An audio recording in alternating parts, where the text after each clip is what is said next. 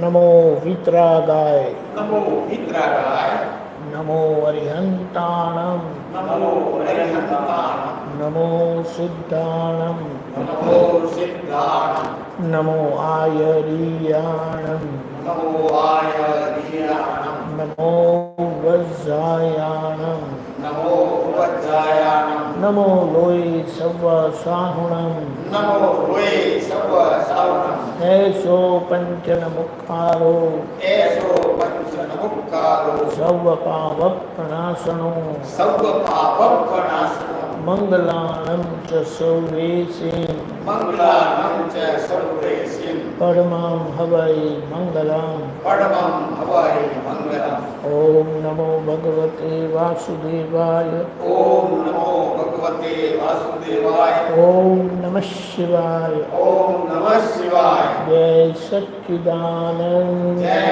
सच्चिदानंद। बहुत पुराना पद है लेकिन अच्छा है। जय सच्चिदानंद पधारिए। जय सच्चिदानंद। हिंदी है यहाँ पर। जय सच्चिदानंद बहुत अच्छा। ठीक है ये रखो। हाँ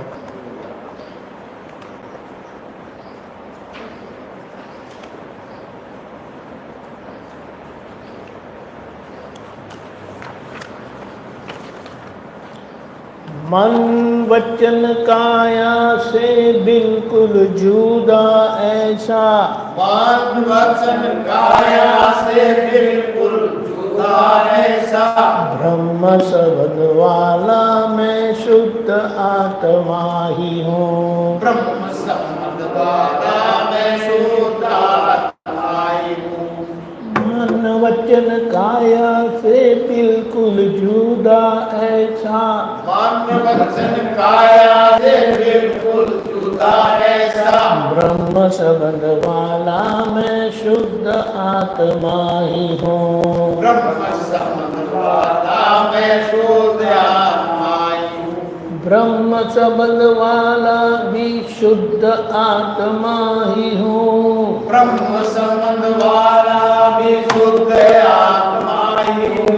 परात्पर पुरुष गीता गायक मैं ही हूँ। परात्पर पुरुष गीता गायक मैं ही हूँ। ब्रह्म शब्द वाला भी शुद्ध आत्मा ही हूँ। ब्रह्म संबंध वाला भी शुद्ध आत्मा ही हूँ। परात्पर पुरुष गीता गायक मैं ही हूँ। परात्पर पुरुष गीता गायक मैं ही हूँ। पहले क्या बताया?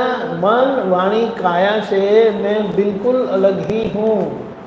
ये बिल्कुल अलग का मतलब क्या होता है? जैसे कि तेल और पानी जैसा अलग, कुछ लेना देना है ही नहीं। मन वाणी काया से मुझे कोई लेना देना ही नहीं है। हम मानते हैं कि हम चलाते हैं, लोगों को देखते हैं तो लोग हम ऐसा मानते हैं कि वो कर रहे हैं, लेकिन मन वाणी काया किसी के हाथ में है ही नहीं। जैसे कि हम कुछ कर लेते हैं, कभी कभी पछतावा होता है, अरे यार ये गलत हो गया। अगर कोई चीज़ हमारे हाथ में है तो हमसे गलती होगी ही नहीं। फिर बोले कई बार ऐसा कुछ बोल लेते हैं और हमें पछतावा होता है, अरे ये गलत बोल दिया है, ये ऐसा नहीं बोलना चाहिए था। वो भी बताता है कि बोलना भी मेरे हाथ में नहीं है। फिर कई बार ऐसे विचार आ जाते हैं तो हमें ऐसा होता है, अरे ये कैसे विचार, बहुत बुरे विचार आते हैं आजकल। तो यहाँ पर भी बता दिया, जय सच्चिदानंद। लिखते जाओ ये कागज कि हमें बोलने का भी हमारे पास सत्ता नहीं है, ये बात है। क्योंकि सोचने का भी सत्ता नहीं है, क्योंकि हम ऐसा लगता है कि अरे ये ऐसे विचार क्यों आ गए, और हम पछतावा करते हैं। तो जैसे चीज़ हमें लागू पड़ती है तो सभी को लागू पड़ती है, लेकिन यह वितराग भगवंतों ने ये सिद्धांत खुला किया ये बाहर बताने के लिए नहीं है। अगर मुझसे कुछ गलत होता है तो मुझे ऐसा बोलना नहीं चाहिए। जय सच्चिदानंद। ये लीजिए कागज छाप के। मुझे ऐसा बोलना नहीं चाहिए, अरे ये मेरे बस की बात नहीं है, मेरे संयम में नहीं है, वो गलत हो जाएगा। तो वो भी कुछ गलत करेगा आपके सामने, तभी ही करेगा। आप बोल गए ऐसा क्यों करते हो? आपने अभी अभी तो कहा कि वो मेरे हाथ में नहीं, तो ये भी मेरे हाथ में थोड़ी है। समझ में आया? अगर कोई बुद्धिशाली होगा ना, दिमाग वाला, तो वहीं पर आपको देगा। ये क्यों किया? अभी अभी तो आपने बताया कि मन करना मेरे हाथ में नहीं, मेरी बात नहीं है, मेरे वश में नहीं है, तो ये भी मैंने कहा किया है। ये अंदर की बात है। अंदर से समझ के हमसे किसी को भी अगर दुख होता है ना, तो आप अच्छे से माफ़ी मांग लो। नियम क्या है? अगर यहाँ से किसी को दुख होता है तो वो सेटलमेंट के लिए वापस यहीं आएगा। ये इसका नियम है। अगर आप ये नियम को आप नहीं मानते तो आपको मार खाना पड़ेगा। ये सिद्धांत है, प्रकृति का सिद्धांत है, प्रकृति का नियम है कि जहाँ से बीज उगता है ना, वहीं वो सूखकर गिर जाता है, यानी वहीं उसका परिणाम आता है। तो यहाँ हमें बताया कि मन वाणी काया से मैं बिल्कुल अलग ही हूँ, तेल और पानी जैसा ही अलग। कभी भी एकाकार हुआ नहीं, कभी भी तन्मयकार हुआ नहीं, कभी भी एक रूप हुआ नहीं। ऐसा टंकोत्कीर्ण स्वभाव वाला, सुना है ना? टंकोत्कीर्ण, तो टंकोत्कीर्ण गुण आत्मा का यानी अपना इतना जबरदस्त गुण है, बलशाली गुण है कि जो गुण से मन वाणी काया कुछ भी करे तो उसके साथ हमें कोई लेना देना नहीं है। लेकिन हम साथ में हैं, इसीलिए उसका प्रतिक्रमण अवश्य करना चाहिए, नहीं तो मार खाना पड़ेगा। आप ऐसा बोल के छटक जाओगे, छटकने की कोशिश करोगे कि इसका कर्ता मैं नहीं हूँ, लेकिन उसका परिणाम आपके ऊपर ही आएगा। क्योंकि यहाँ से बाहर गया है तो यहीं पर वापस आएगा, और जब वापस आएगा तो आपको दुख होगा। क्योंकि यहाँ से जाते वक्त किसी को दुख हुआ तो वापस आते वक्त आपको ही दुख होने वाला है। तो अब वो नहीं चाहिए तो आप ये ऐसा क्यों करता है हमारा मन वाणी काया? अगले जन्मों में इसके ऊपर अज्ञान प्रयोग हुआ है। अज्ञान के प्रभाव से आज ये मन वाणी काया है और इसीलिए ऐसे हैं। बुरे हैं, अच्छे हैं, अच्छे हैं तो अच्छे हैं, चलो हमें कोई शिकायत नहीं है। लेकिन अगर वो बुरे हैं तो हमें मार खाना पड़ेगा, और मार खाना हमें पसंद नहीं है, आप माफ़ी मांग लो। ये छूटने का रास्ता बता दिया दादा ने, ये बात है। तो ब्रह्म संबंध वाला मैं शुद्धात्मा हूँ, यानी मैं ब्रह्म संबंध, यानी जो मेरा परमानेंट कायमी कनेक्शन है, ऐसा मैं शुद्धात्मा ही हूँ। बोलो। फिर आगे बताया ब्रह्म संबंध वाला विशुद्ध आत्मा हूँ। उसका मतलब क्या है? मैं कभी भी किसी भी प्रकार की अशुद्धि को पाया नहीं और न कभी पाऊंगा। ऐसा कायमी त्रिकाल मैं विशुद्धात्मा हूँ। मैं परम विशुद्धात्मा हूँ। परम यानी उसके आगे कोई बात ही नहीं है, फाइनल आखिर की बात यह है कि ऐसा मैं शुद्धात्मा हूँ। मेरी शुद्धता पर कोई किसी भी प्रकार का दाग लग नहीं सकता, ये बात। फिर कहा परात्पर पुरुष गीता गायक मैं ही हूँ, यानी कृष्ण भगवान ने जो गीता कही और वो गीता में जो मूल पुरुष की बात की, पुराण पुरुष की बात की, परात्पर पुरुष यानी जो अनादि अनंत है, कायमी तौर पर जो पुरुष है वो मैं ही हूँ। कृष्ण भगवान मैं ही हूँ, ऐसा मैं शुद्धात्मा हूँ। श्री श्री वल्लभ लोकप्रिय वासुदेव, श्री श्री वल्लभ लोकप्रिय वासुदेव, बालकृष्ण मुरलीधर योगेश्वर मैं ही हूँ, बालकृष्ण मुरलीधर योगेश्वर मैं ही हूँ। श्री श्री वल्लभ लोकप्रिय वासुदेव, श्री श्री वल्लभ लोकप्रिय वासुदेव, बालकृष्ण मुरलीधर योगेश्वर मैं ही हूँ, बालकृष्ण मुरलीधर योगेश्वर मैं ही हूँ। क्या बताया? श्री श्री वल्लभ, वल्लभ यानी जो सारे जग के राजा है। वल्लभ का मतलब पृथ्वी वल्लभ करके बोलते हैं ना, उसका मतलब ये। और लोकप्रिय वासुदेव, सभी को वासुदेव नारायण प्यारे हैं। वो बालकृष्ण मुरलीधर योगेश्वर मैं ही हूँ, बोलिए। और इसके कारण हमें जो जो ऐसा हो जाता है कि मुझसे ऐसा हो गया, मुझसे वैसा हो गया,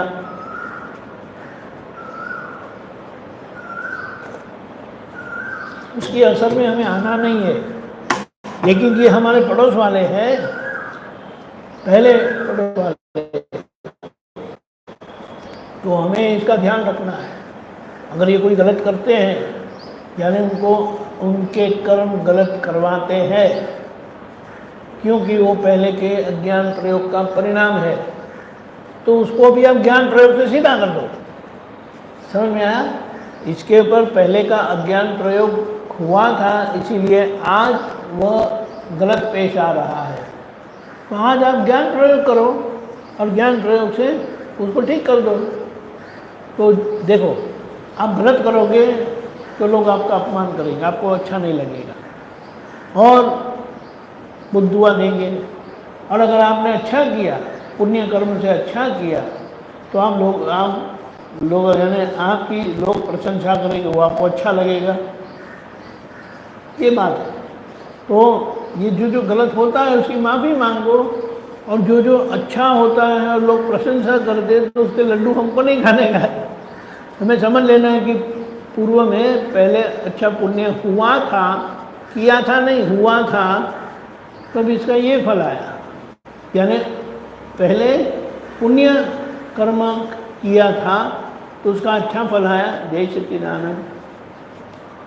तो अभी मुझे क्या करना चाहिए वो समझ लेना है। तो अभी ज्ञान प्रयोग से मुझे सब कुछ, पहले जो कुछ गलत हुआ था ना, उसको ठीक कर देना है, और मेरा काम यही है। त्रिशूल है फिर भी जगत जहर पीने वाला, त्रिशूल है फिर भी जगत जहर पीने वाला, शंकर भी मैं ही हूँ और नीलकंठ मैं ही हूँ, शंकर भी मैं ही हूँ और नीलकंठ मैं ही हूँ।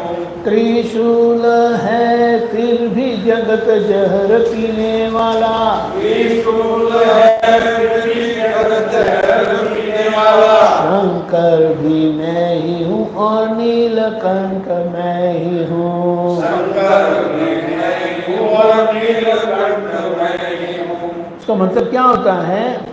त्रिशूल है यानी तीन प्रकार के शूल। शूल का मतलब है दुख, परेशानी, तकलीफें है। कौन से? आधि यानी मानसिक दुख, व्याधि यानी शरीर का दुख, और उपाधि यानी बाहर से आई तकलीफ।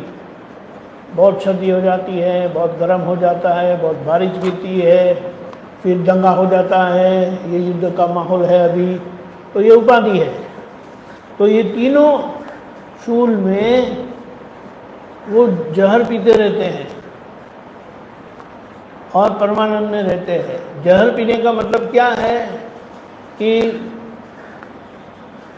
अगर कोई गलत करता है, हमारे साथ गलत करता है, तो सामान्य तौर पर हमें लगता है कि ये हमारे साथ गलत क्यों करता है।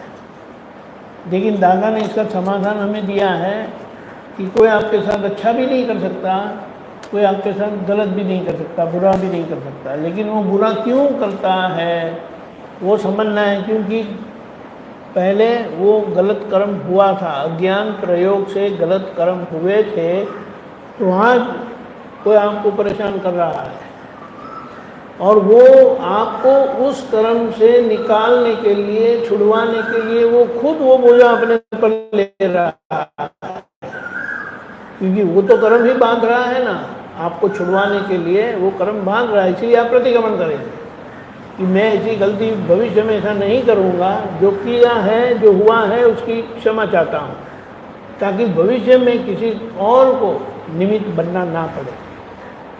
समझ में आया? तो ये जहर पीना है और सामने वाला करता है तो भी मैं ही हूँ, क्योंकि ये यहाँ एक उद्गल से एक अज्ञान क्रिया हुई थी, इसीलिए यहाँ पर ये गलत हो रहा है। तो वो जो करते हैं वो भी मैं हूँ और जिनके ऊपर होता है वो भी मैं ही हूँ। मैं यानी पुद्गल ही है। मैं ऐसा मानता हूँ कि ये अलग है, ये अलग है, ये अलग है, उससे मेरा छुटकारा नहीं हो सकता, क्योंकि जहाँ मेरे कर्म की नाता है तो वो उद्गल से, वो प्रकृति से मुझे लेना देना होगा ही, तो वो मैं ही हूँ। हमारे परिवार के लिए हम जहाँ ये मेरे परिवार के सब मेरे ही है, मैं ही हूँ कर, लेकिन जो हमारा हमारी एक समझ है भारत की, वो क्या बोलते हैं, वसुदैव कुटुंब, हाँ ऐसा करके बोलते हैं, यानी सारा विश्व मेरा परिवार है। तो ये जहर पीकर, क्योंकि ज्ञान मेरे पास है, मुझे जहर पीना ही पड़ेगा, लेकिन मैं खुशी खुशी पी लेता हूँ, क्योंकि मेरे पास वो दृष्टि है, वो दृष्टि से मैं भी सीधा होता हूँ, ठीक होता हूँ, और मेरे यह प्रयास से, यह उपयोग से सामने वाले में भी परिवर्तन आएगा, क्योंकि मैं उनको निर्दोष देखता हूँ। कोई निर्दोष देखता नहीं है, दोषी भी देखते ये ऐसे है, वो वैसे है, वो वैसे है करके, लेकिन निर्दोष देखना वही हमारा भी कल्याण है, और जिनको निर्दोष देखते हैं उनका भी कल्याण होता है। शंकर भी मैं हूँ, नीलकंठ भी मैं ही हूँ, यानी मैं ही शिव स्वरूप शुद्धात्मा हूँ। पहले कृष्ण भगवान जैसा मैं शुद्धात्मा हूँ, अब ये आया। गोकुल से सोमनाथ पूर्ण चक्र योगेश्वर, गोकुल से सोमनाथ पूर्ण चक्र योगेश्वर, श्री रण छोड़ राय का हृदय कमल मैं ही हूँ। ले लो।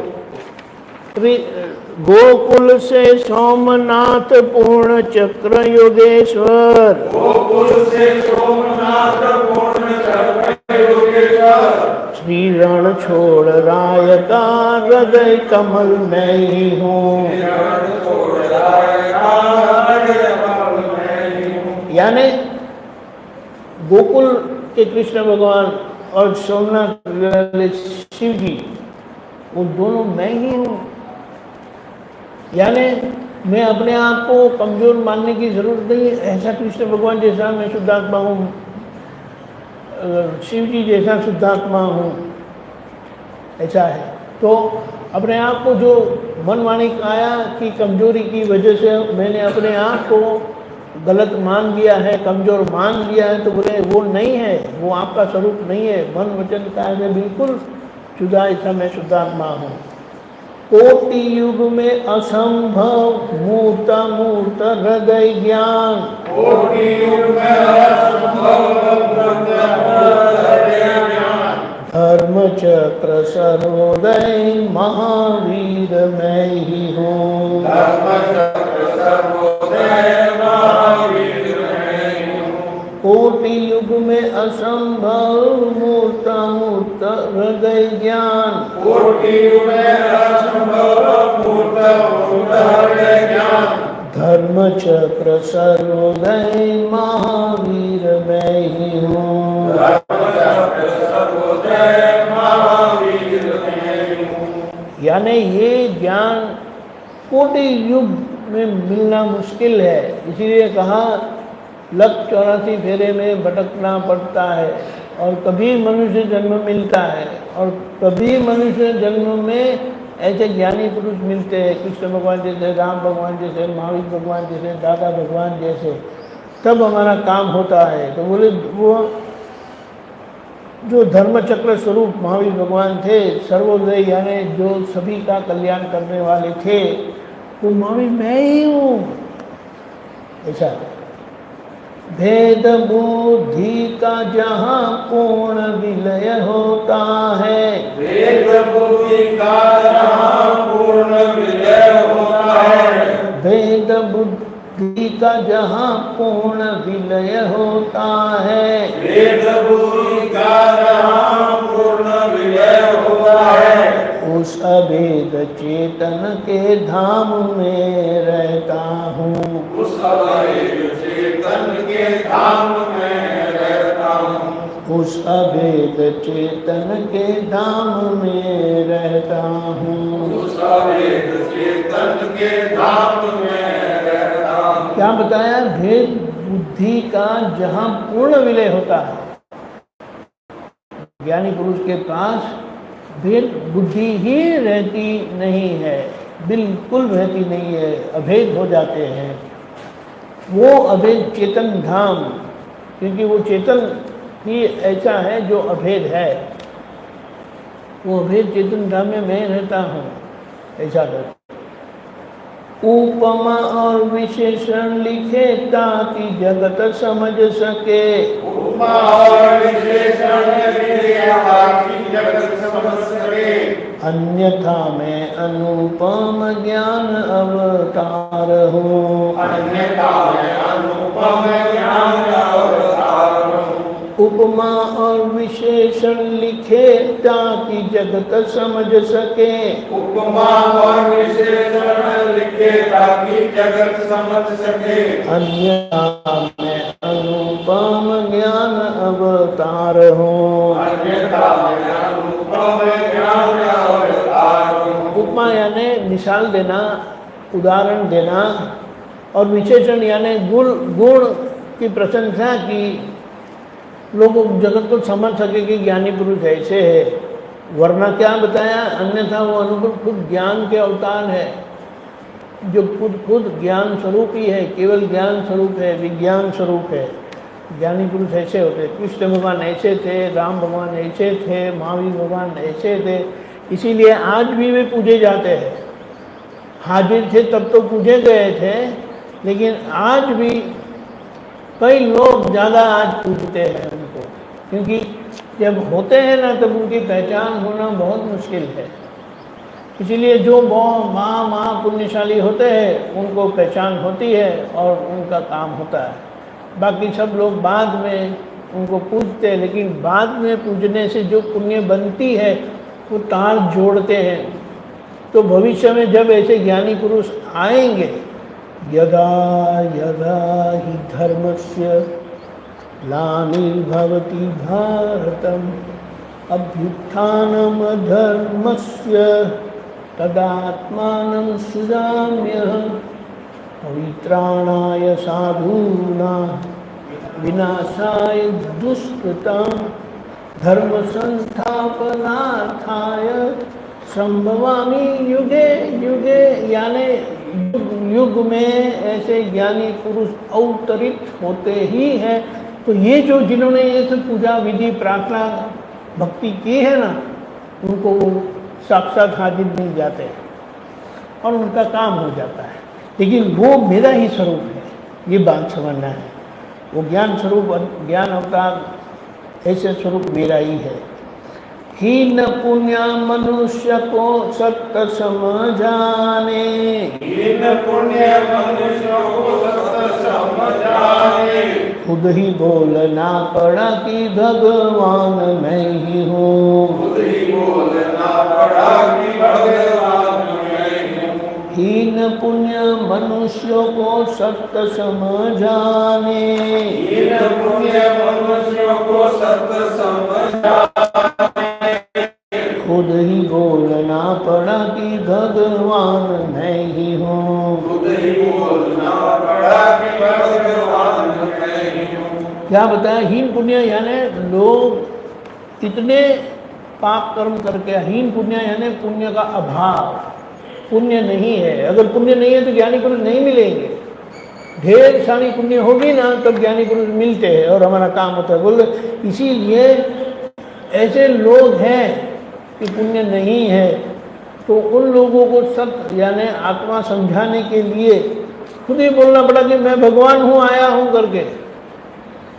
एक बार दादा जब अमेरिका गए थे तो वहाँ पर एक कृष्ण भगवान का मंदिर था, बड़ी जगह थी।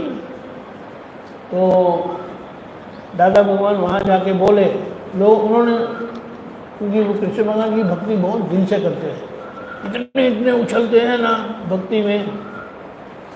तो दादा भगवान को लगा कि हमारे तरफ से हमें बोल देना चाहिए। तो उन्होंने क्या कहा, मैं आपको कृष्ण भगवान बनाने आया हूँ, जिनको बनना है वो आओ। तो बोलते नो नो नो, हमें तो भगत ही रहना है और भक्ति करते रहना है, क्या करके बताया। तो ये खुद बोले कि मैं भगवान हूँ, मैं आपको कृष्ण भगवान बना सकता हूँ, फिर भी ये नहीं होना, क्योंकि ये पुण्य बहुत कच्ची है। शास्त्र में जो लिखी नहीं, वाणी से जो बही नहीं। शास्त्र में जो लिखी नहीं, वाणी से जो बही नहीं। प्रत्यक्ष सरस्वती ज्ञान ज्ञान मैं ही हूँ। प्रत्यक्ष सरस्वती ज्ञान ज्ञान मैं ही हूँ। शास्त्र में जो लिखी नहीं, वाणी से जो बही नहीं। शास्त्र में जो लिखी नहीं, वाणी से जो बही नहीं। प्रत्यक्ष सरस्वती ज्ञान ज्ञान मैं ही हूँ। प्रत्यक्ष सरस्वती ज्ञान ज्ञान मैं ही हूँ। यहाँ ज्ञानी पुरुष के बारे में ऐसा बताया है कि ज्ञानी पुरुष का जो वर्णन किया है शास्त्र में, वो वर्णन आ पाया नहीं है ढंग से।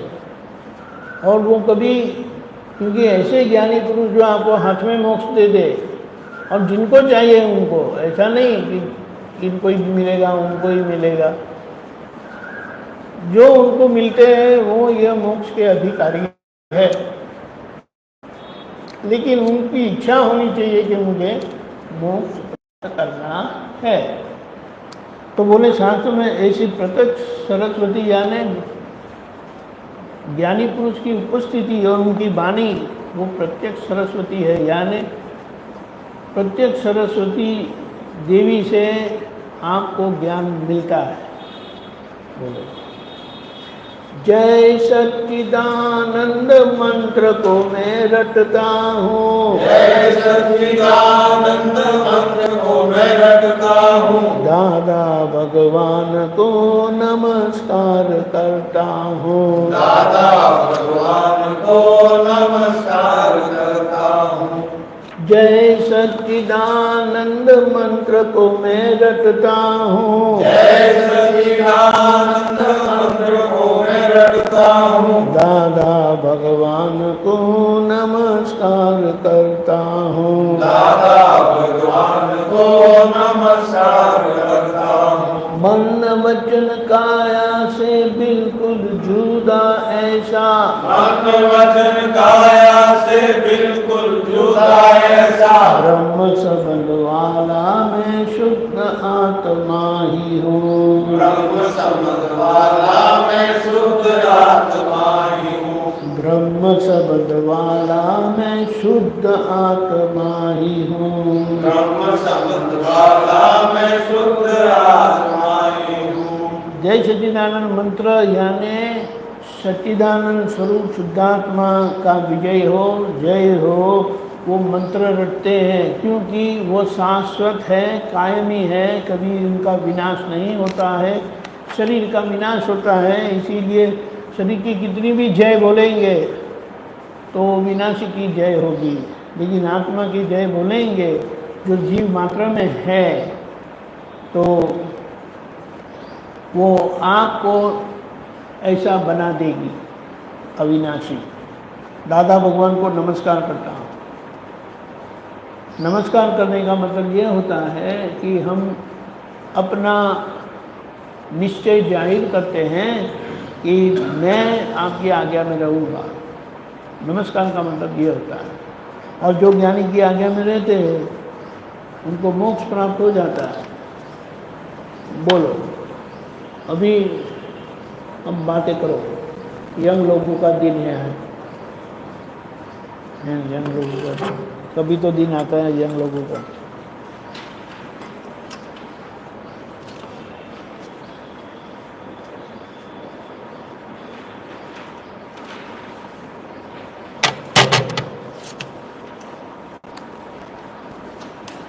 बोलिए हाथ। किसी डरना नहीं, डरने की चीज़ नहीं है। ये तो क्या है, बात निकलती है तो लोगों को लाभ हो इसीलिए, और फॉर सिक्योरिटी रीजन बोलते नहीं। Your conversation will be recorded.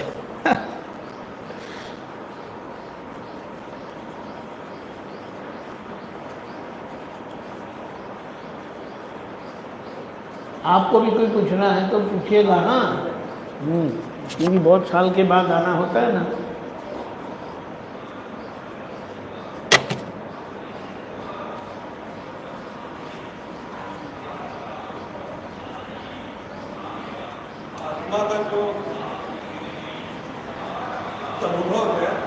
आत्मा का अनुभव है। क्या स्टेजेस होते हैं? इनकेस हमको बहुत अच्छा,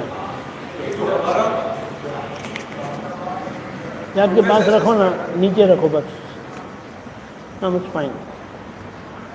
आत्मा के अनुभव का स्टेज कैसा है? पहले आत्मा का मतलब हम समझ लेते हैं कि आत्मा है वो मैं हूँ। आत्मा का मतलब, आप थोड़े इधर आ जाओगे तो वे लोगों को भी वीडियो में आ जाता है ना, तो अच्छा रहता है। आ जाओ अंदर, आ जाओ। और भी थोड़ा थोड़ा। वेरी गुड, बहुत अच्छा।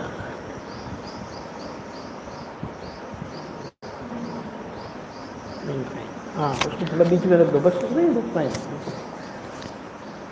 आत्मा का मतलब है वो मैं हूँ। आपके अंदर आत्मा है, उसका मतलब कि वो मैं हूँ यानी वो आप हो। आपके अंदर आत्मा है, उसका मतलब है वो आप हो। और सामान्य तौर पर हम क्या कहते हैं? मैं हर्ष हूँ, मैं वीर हूँ, मैं ये हूँ, मैं वो हूँ, मैं वकील साहब हूँ, मैं डॉक्टर हूँ, बिजनेसमैन हूँ, भारतीय हूँ, जोधपुर का हूँ, राजस्थान का हूँ, महाराष्ट्र का हूँ, गुजराती हूँ, मराठी हूँ, मारवाड़ी हूँ। कितने सारे विशेषण जो शरीर से जुड़ा हुआ है, जो शरीर को लागू पड़ता है। लेकिन अंदर आत्मा भी है, अंदर आत्मा भी है। तो आप बोलते हैं मेरा नाम हर्ष है, वो तो सही है बिल्कुल। लेकिन कहना कि मैं हर्ष हूँ, तो केवल आपने शरीर को देख के आपने अपनी पहचान बताई कि वो मैं हूँ करके। और अंदर जो आत्मा है उसका मतलब ही ये होता है कि वो आप हो, वो मैं हूँ करके। तो आत्मा की उपस्थिति में कहना कि मैं हर्ष हूँ, मैं नामधारी हूँ करके और सब विशेषण जोड़ देते हैं जो शरीर से जुड़ा हुआ है, बोले वो गलत है, वो अज्ञान है, ऐसा करके बताया। अभी जब आपने जाना कि मैं शुद्धात्मा हूँ, यानी आत्मा की पहचान हुई कि वो मैं हूँ, तो अभी आपकी अंतर यात्रा शुरू होती है। सबसे पहला अनुभव बताया गया है मन वचन काया से बिल्कुल जुदा, ऐसा मैं शुद्धात्मा हूँ। समझ में आया? ये अलगपन जो है वो उसका टंकोत्कीर्ण स्वभाव बताया।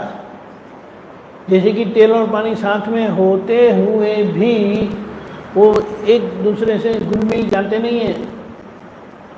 आत्मा और शरीर साथ साथ होते हुए भी वो एक दूसरे से घुल मिल जाते नहीं है। तो ये बहुत ठोस बात पूरी विश्वास के साथ, श्रद्धा के साथ बताई और स्पष्टता की कि मन वचन काया से बिल्कुल जुदा ऐसा मैं शुद्धात्मा हूँ। और अगर कुछ ऐसी परिस्थितियाँ आ जाती है जिसके कारण हर्ष परेशान होते हैं, यानी नामधारी परेशान होते हैं, तो वो तो कर्म के परिणाम से बदलेगा नहीं। लेकिन आप अपने आप को चिंतन करेंगे कि मैं शुद्धात्मा हूँ, मैं मन वाणी काया से बिल्कुल जुदा ऐसा शुद्धात्मा हूँ, मैं अनंत शक्ति वाला हूँ, तो तुरंत वो अनंत शक्ति का एहसास हर्ष को होगा।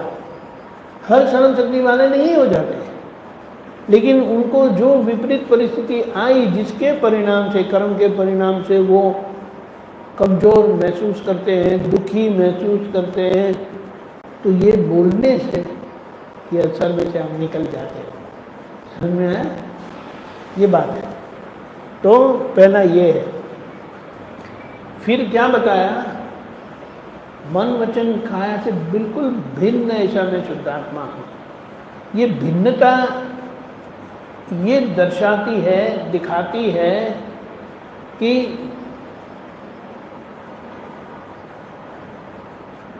मन वाणी काया का जो गुण है वो अपना गुण है और उससे बिल्कुल अलग मैं अपने गुण वाला हूँ। आत्मा अपने खुद के गुण वाला है। और वो गुण कौन से हैं? और वो गुण से, अपने गुण से परिपूर्ण है। शरीर, प्रकृति, पुद्गल अपने गुण से परिपूर्ण है। आत्मा अपने खुद के गुण से परिपूर्ण है। और उसकी विशिष्टता क्या है? कि वह चैतन्य घन स्वरूप है। ख्याल में है? चैतन्य घन, यानी वो जहाँ से भी देखो वो चेतन, चेतन और चेतन ही है, ज्ञान स्वरूप ही है। ऐसा मैं मन वचन काया से बिल्कुल भिन्न ऐसा शुद्धात्मा हूँ। यानी पहला क्या था? मैं अलग हूँ। दूसरा क्या है?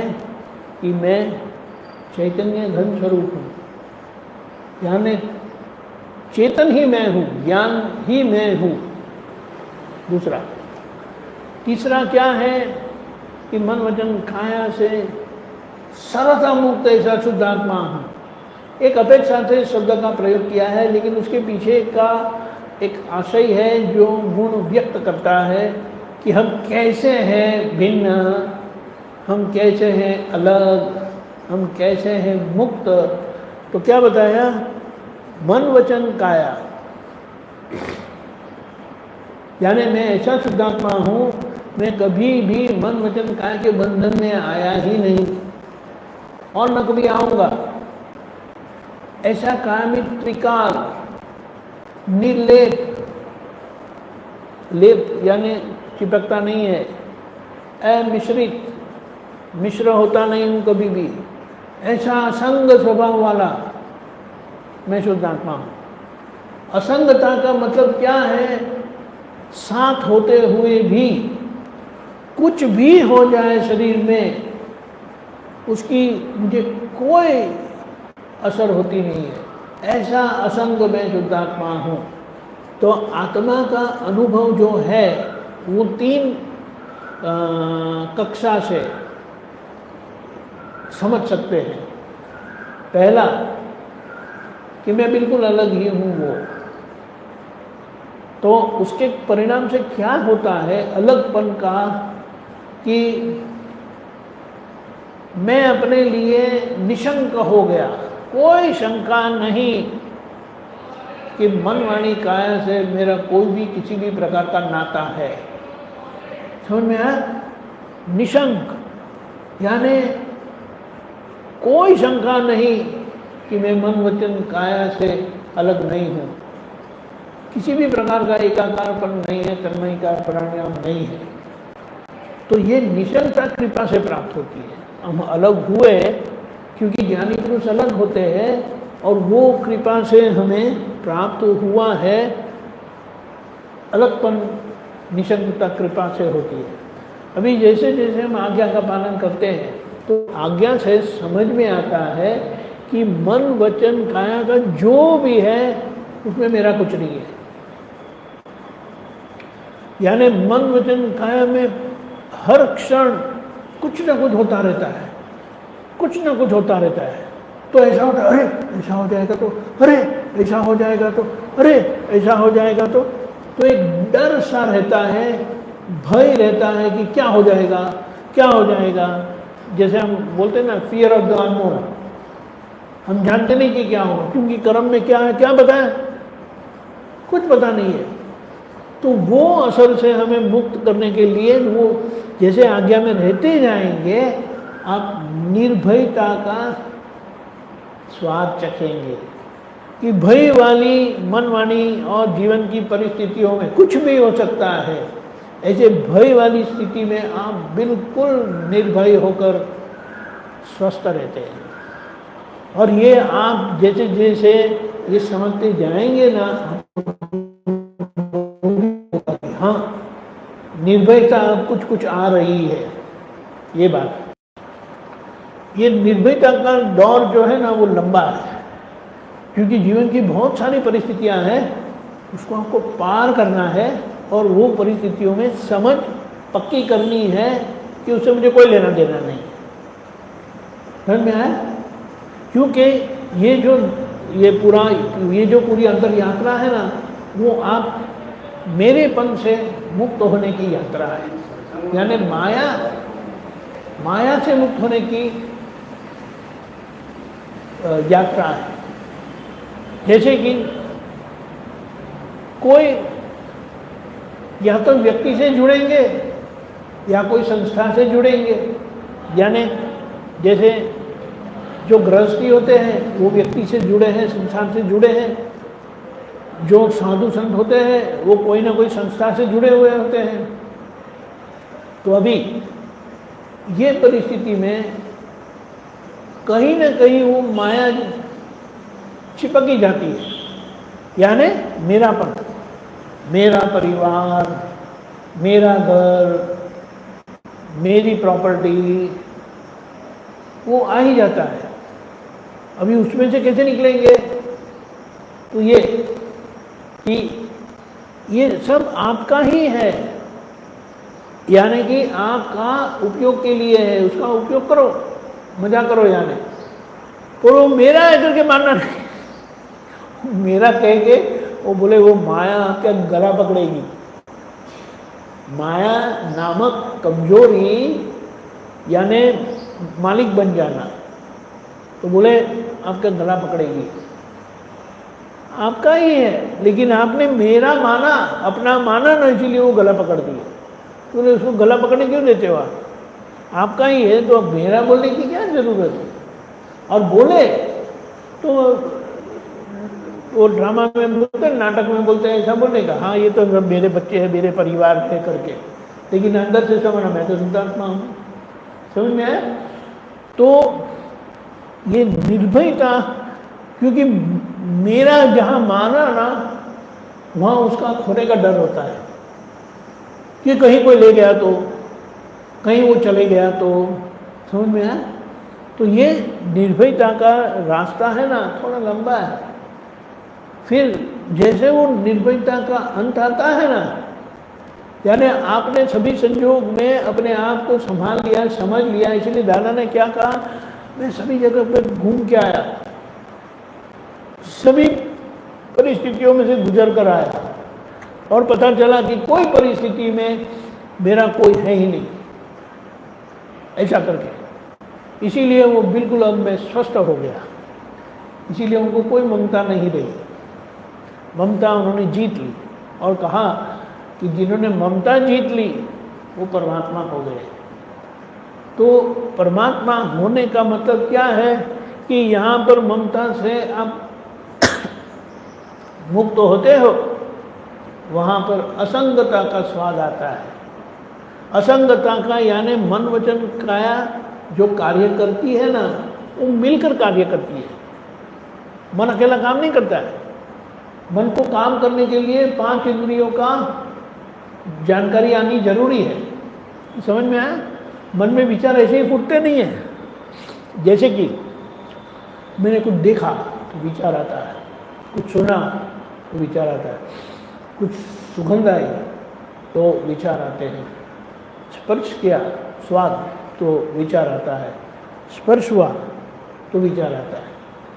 जैसे कि यहाँ बैठे हो,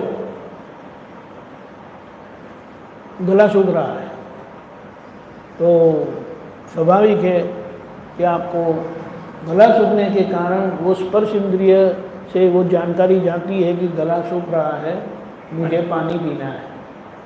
पानी पीने का विचार आ गया, समझ में आया? अभी पानी पीना है, बोले अरे यार पानी तो उधर रखा है, अभी बात करते करते मुझे उठना पड़ेगा, चलेगा अभी। तो ये क्या हुआ, आपको पानी पीने की प्यास लगी, मन में विचार आया, मन में विचार आया, चित्त ने बताया कि पानी तो उधर है, फोटो से आपको पता चलता है कि पानी तो उधर है।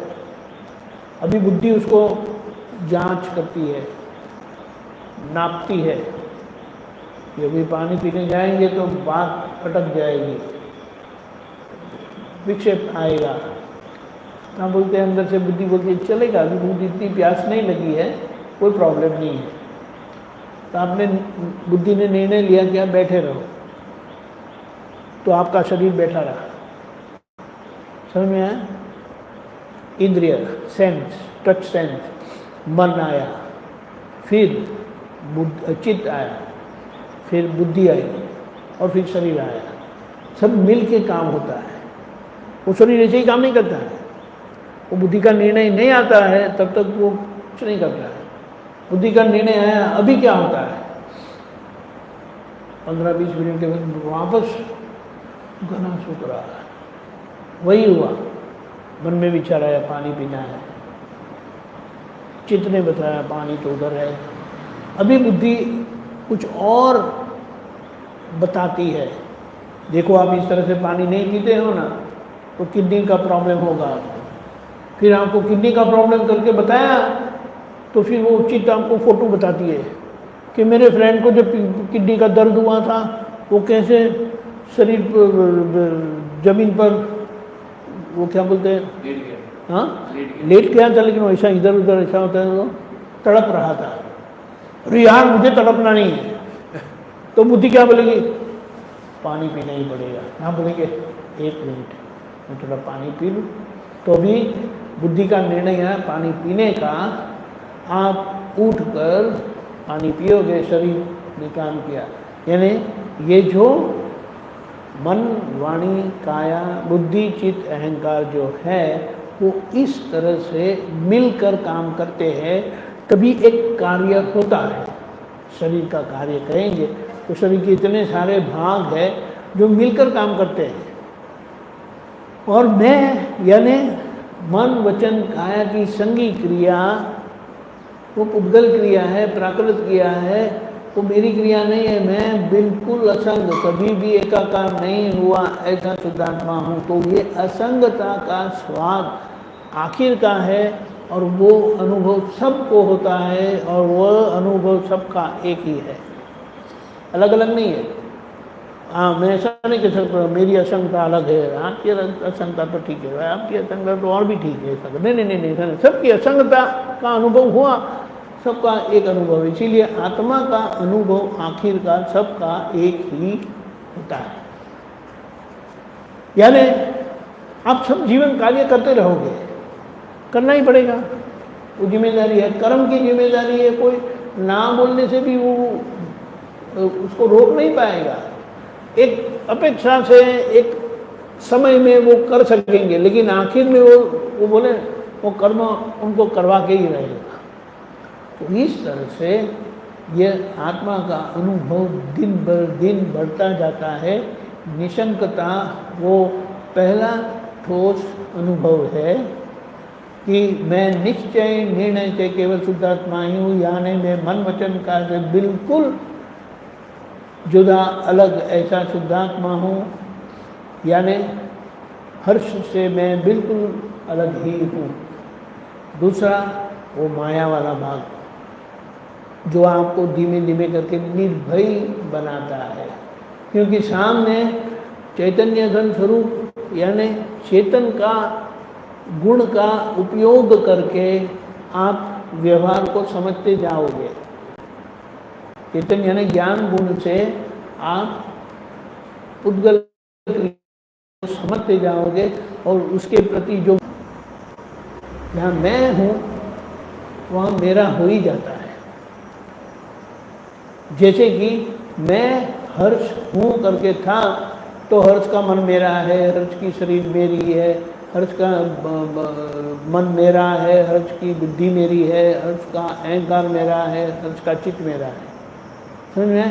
लेकिन अब मैं शुद्धात्मा हूँ तो हर्ष का मन मेरा नहीं है, हर्ष की बुद्धि मेरी नहीं है, हर्ष का शरीर मेरा नहीं है, समझ में।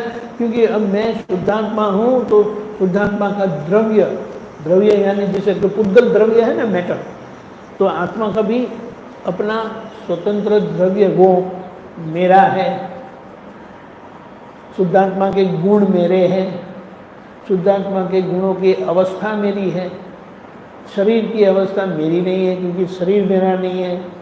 नाम मैं हर्ष नहीं हूँ, मैं वीर नहीं हूँ, इसीलिए वीर की कोई बात मेरी नहीं है। ये मेरा पद का पार करने का रास्ता वो आपको निर्भय बनाते बनाते संपूर्ण निर्भय बनाता है और आखिर का तो संगता का है। ये आप समझ में आएगा। देखिए महावीर भगवान ध्यान में बैठे और यहाँ पर ग्वाला आया अपने बैलों को लेके और भगवान को कहते हैं, वर्धमान स्वामी को कहते हैं मेरे बैल संभालना भाई। वर्धमान स्वामी ने आंखें खोली नहीं, वर्धमान स्वामी ने कोई कमिट नहीं किया कि हाँ भाई मैं आपके बैल को संभालूंगा। वो बोल के छोड़ के चले गया। भगवान ने तो आंखें खोली नहीं, भगवान ने कोई कमिटमेंट नहीं किया था। अभी वो बैल चरते चरते खाते खाते आगे निकल गए। जब भी 2-3 घंटे के बाद आए तो आके बोल पूछते मेरे बैल कहाँ है। तभी भी भगवान ने आंखें नहीं खोली थी, बताया था तब कि मेरे बैल को संभालना।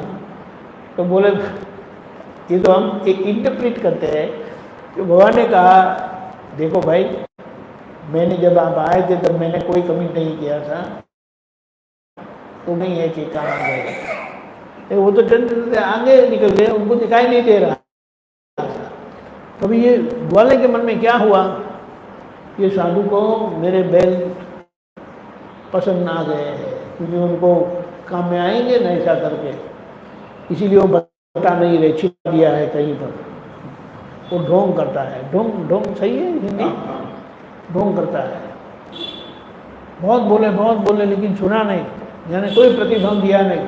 उनको बहुत गुस्सा आ गया। तो जैसे हम गुस्सा आते मारते हैं ना ऐसा, तो गुस्से में वो वहाँ घास था, तो घास में वो कुछ घास बहुत तीक्ष्ण होते ना, तो वो कांटा जैसा दिया, कान में चुभा दिया। सुनते नहीं हो बोल। और जैसा भगवान को कान में चुभाया उनको दिखाई दिया, वो जो वेदना हुई, भुगतान आया, तो उनको तुरंत दिखाई दिया इतना जन्म पूर्व वो जब वासुदेव नारायण थे कृष्ण भगवान जैसे, ये अर्धकाल चक्र के पहले वासुदेव नारायण महावीर भगवान के ही अवतार थे। तो तब उन्होंने, वो तो राजा थे, वासुदेव नारायण राजा होते, तो शैया पालक को बैक साइड मेड बोलते हैं ना, तो वो श्रवण को सेवक को बोला था कि भाई मैं सो जाऊं तो संगीत बंद करवा देना। तो राजा थे, जो राजा के लिए संगीत बजता था, हमको वो आईफोन आईपॉड वगैरह सब डाल के सुनते हैं म्यूजिक। तो वो बिल्कुल खो गए। यहाँ राजा जी सो गए, उनको ध्यान नहीं रहा, उन्होंने संगीत बंद नहीं करवाया, वो संगीत में ही खो गए। थोड़ी देर के बाद राजा जी जागे, हाँ मेरे आदेश का पालन नहीं हुआ, और वो तो अभी भी ऐसा मस्ती में सुन रहे थे। गुस्से में आके शिक्षा दी, बहुत सुनना है ना, इसके कान में गरम गरम शीशा डालो, लेड, बॉइलिंग लेड, क्योंकि बॉइल लेड का एक गुण ऐसा है कि वो अंदर जाके जाम कर देता है, फिर वो कुछ नहीं कर सकते। लेकिन वो परिस्थिति में उसके बाद मर गया, मरेगा ही ना, गरम गरम कान में शीशा डालेगा, उबलता शीशा डालेंगे तो। अब एक परिस्थिति ऐसी बनी, वो राजा थे, वासुदेव नारायण थे, कोई सामान्य पुरुष नहीं थे।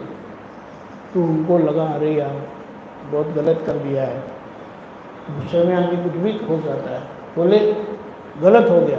तो उन्हें हल्का सा पछतावा हुआ, ये गलत हो गया, क्षमा चाहता हूँ। ये इतनी क्षमा से, क्योंकि तब का मन वाणी काया की एकता थी, इसलिए जो कुछ भी वो करते हैं ना वो उसका परिणाम आता है। उन्होंने गरम गरम शीशा डाला था, उनके भाग्य में, उनके कर्म के परिणाम में वो कांटे आए, और वो वाले ने, कलाकार बाहर से कांटे को काट दिया इधर जल्दी, तो बाहर को दिखाई नहीं देगा। बोल अभी ये भगवान ने कुछ नहीं किया, भगवान तो समझ लिया कि ये जो गलती हुई थी इसका ये परिणाम आया, ग्वाले की कोई गलती नहीं है, और उन्होंने बाहर से तोड़ दिया था। तो बोले ये संजोग की शुरुआत हुई थी, देखो सब संजोग मिलकर जो कार्य हुआ, लेकिन उनको ममता निकल गई थी, इसीलिए मुझे मारा, मुझे दुख हुआ, वो सब उनको नहीं हुआ। अभी भगवान तो विचरते आगे विचरण करने के लिए निकल गए, लेकिन देखो वेदना है वो आप जानते हो, लेकिन शरीर का जो परिणाम है वो तो आएगा। तो भगवान की जो एक प्रसन्नता जो रहती थी, वो प्रसन्नता इतनी नहीं दिखाई दे रही थी। तो जो कोई जानकार था ना, वैद्यराज थे, तो वो उन्होंने देखा अरे प्रभु तो बहुत प्रसन्न रहते थे, उनके चेहरे पर किसी प्रकार की वेदना है, ऐसा क्यों है, कुछ तो है। तो उन्होंने तो थोड़ा जांच किया, वो जानते थे, वैद्य जानते थे, तो कान में कांटा लगा दिया है, उन्होंने खींच लिया, और जैसे खींचा निकाला भगवान को चीख पड़ी। ऐसा बोला जाता है कि यहाँ गुजरात में एक जगह है, वहाँ बोला जाता है कि वहाँ पर भगवान कांटा निकाला था, और भगवान की चीख से वो सामने वाला पहाड़ है ना वो टूट गया था, यानी उसमें क्रैक आ गई थी भगवान के चीखने से, सिर्फ चीखने से। अभी वो ग्वाले को कुछ भी करते तो ग्वाला का क्या होता था, उनका तो अस्तित्व ही नहीं रहता था। लेकिन वो जान गए थे कि ये गलती को भी पूरा निकालना है, इसका कोई मतलब नहीं है, कैरी ऑन करने का मतलब नहीं है। तो उन्होंने कोई प्रतिभाव नहीं दिया, लेकिन उनको पता चला, उनको दिखाई दिया कि ये वो जो संयोग हुआ था उसके कारण ये ग्वाला है, ग्वाला ने ये सब औपचारिक नाटक हुआ, उन्होंने कान में बरू डाले, और फिर आखिर में बरू निकालने वाले भी मिले, डालने वाले भी आए, निकालने वाले भी आए। उस समय दरमियान उनको जो भुगतान हुआ वो उनके कर्म का भुगतान था, वो भुगतने वाले नहीं रहे। बोले ये वर्धमान स्वामी का कर्म है, मेरा कर्म नहीं है। शुद्धात्मा दृष्टि से वो देखे अच्छे तरह से भुगतान को, वो भुगतान निकल गया। और निकालते वक्त चीख भी पड़ी, वो चीख भी उन्होंने सुनी, और सामने वाले पहाड़ में जो दरार पड़ी वो भी उन्होंने देखा। इस तरह से असंगता का स्वाद हमें आएगा। अभी क्या है, मुझे लगा, मुझे बहुत दुख हुआ, तो वो मेरेपन के कारण हम उसको अलग रहकर देख नहीं पाते। यानी शुद्धात्मा का उपयोग थोड़ा कमज़ोर पड़ जाता है और इसके कारण वो भुगतान में बह जाते हैं।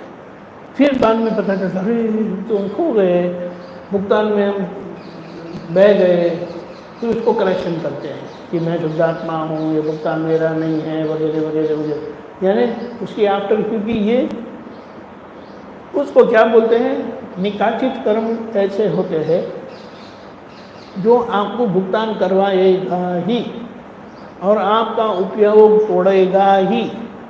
भगवान को ऐसा नहीं हुआ था, क्योंकि वो उनका आखिर का जन्म था। शरीर चरम शरीर था, चरम शरीर यानी फाइनल बॉडी, कि जो बॉडी में केवल ज्ञान प्रकट होने वाला है और वो केवल ज्ञान प्रकट होने के बाद लोगों का कल्याण करके 72 साल में निर्वाण पाए।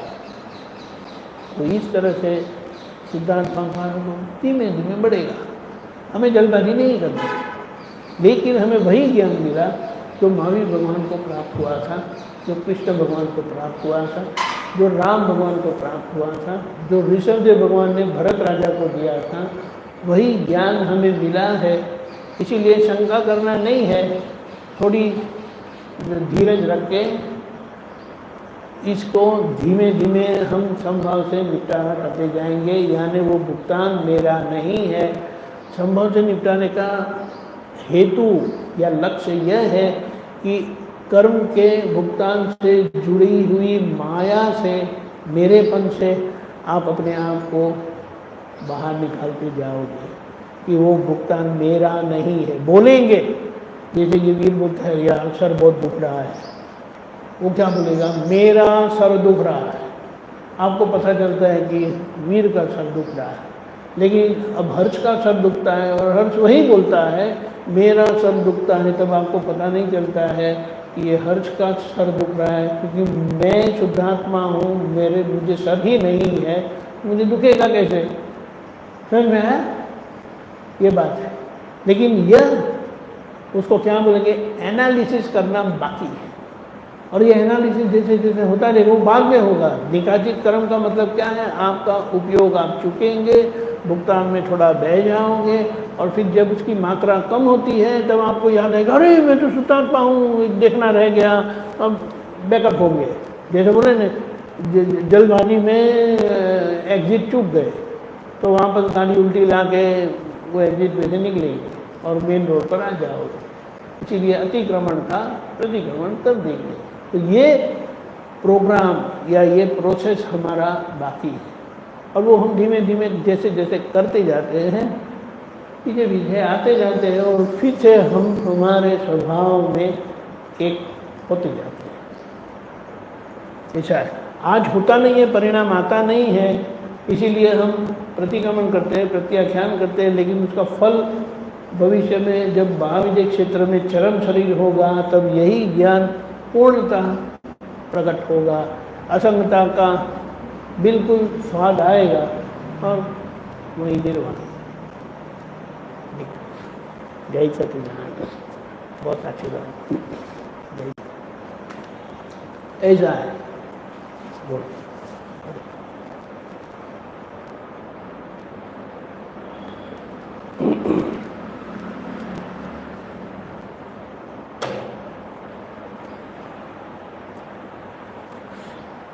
यानी हमारा मेन काम हो गया है, भगवान से शादी हो गई है।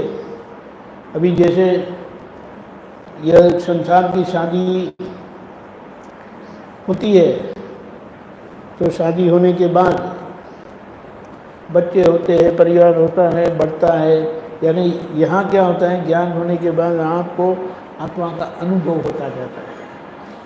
अनुभव उसका परिणाम है। जैसे संसार का परिणाम क्या है, बच्चे होते हैं, परिवार होता है, बड़ा होता है, ऐसा करो, ये बात।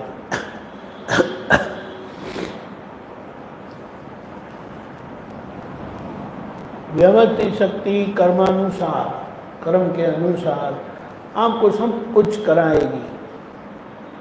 आपको नहीं करना है तो संयोग का धक्का आपको करवाएगा। वो अच्छा है तो वो पुण्य का फल है, बुरा है तो पाप का फल है। पुण्य फल से आपको सुख मिलेगा, पाप के फल से दुख मिलेगा। वो सुख भी आके चले जाएगा, दुख भी आके चले जाएगा, क्योंकि वो संयोग के अधीन का है, कर्म का है, जो आके जाता है। लेकिन आप चैतन्य घन स्वरूप परमानंदी ऐसे अव्यभाव स्वरूपी शुद्धात्मा हो तो वो हमको स्वाद परमानंद का आता जाएगा। ऐसा है। बोलिए, बहुत अच्छा पूछा। क्योंकि ऐसा बोलते हैं कि मैं कमा रहा हूँ, तो उसका परिणाम कैसे पता चलेगा कि मैं हकीकत में कमा रहा हूँ?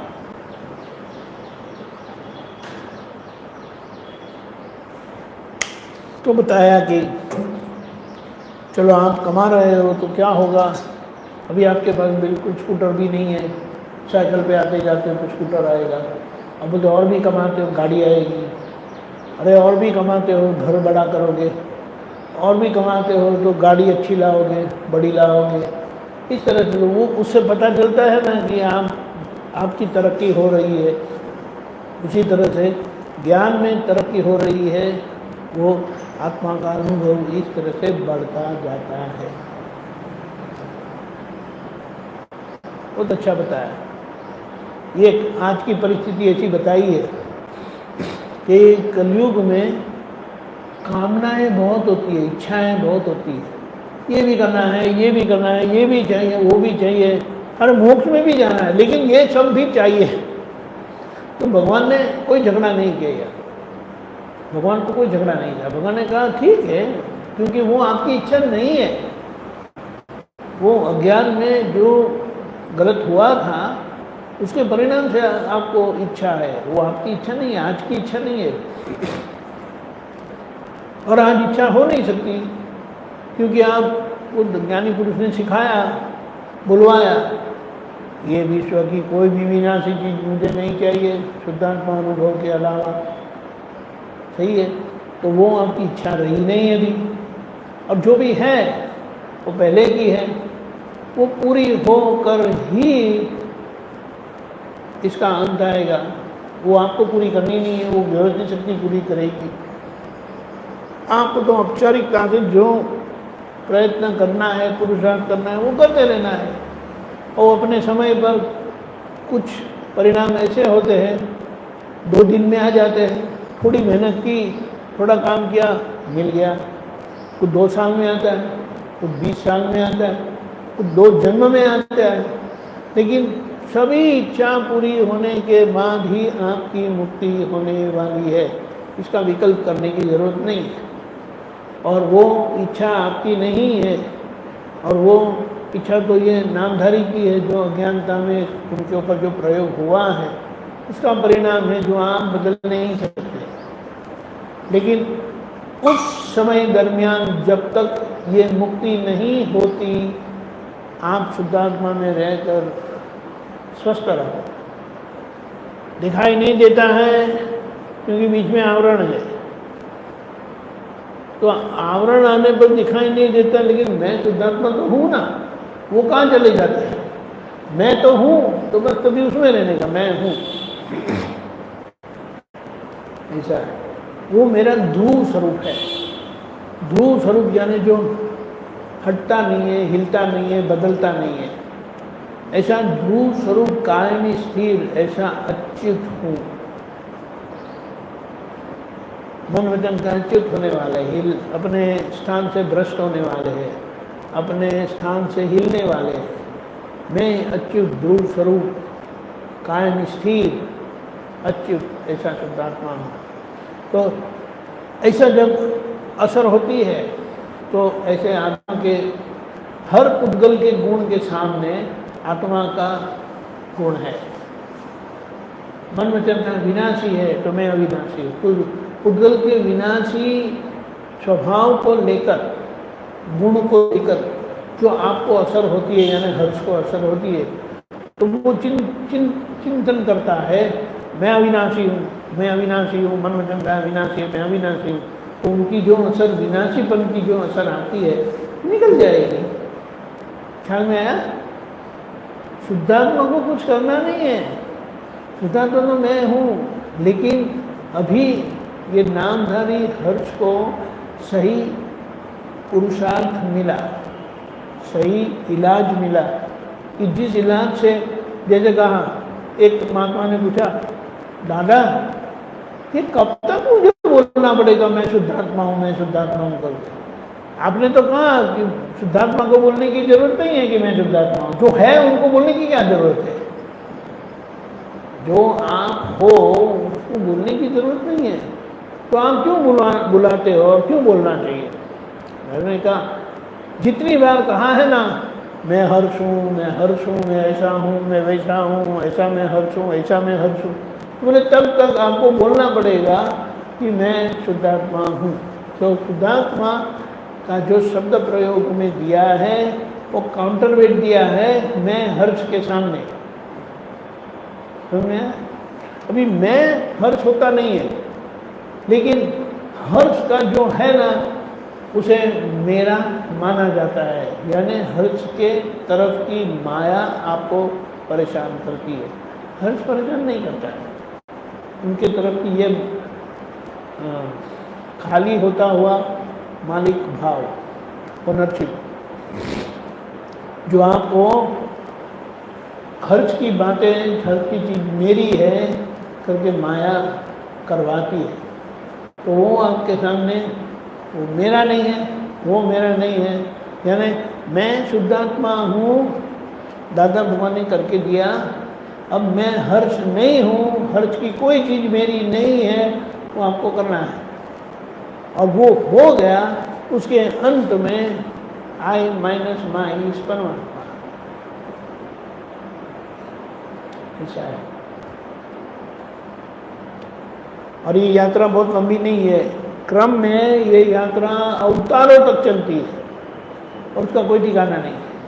और ये यात्रा दादा भगवान की कृपा से ऐसी शुरू हुई कि वो ज़्यादा से ज़्यादा 3 से 5 भाव में कंप्लीट हो जाती है, उसके आगे जा ही नहीं सकती, जा ही नहीं, क्योंकि भरता कुछ नहीं है, केवल खाली होता जाता है।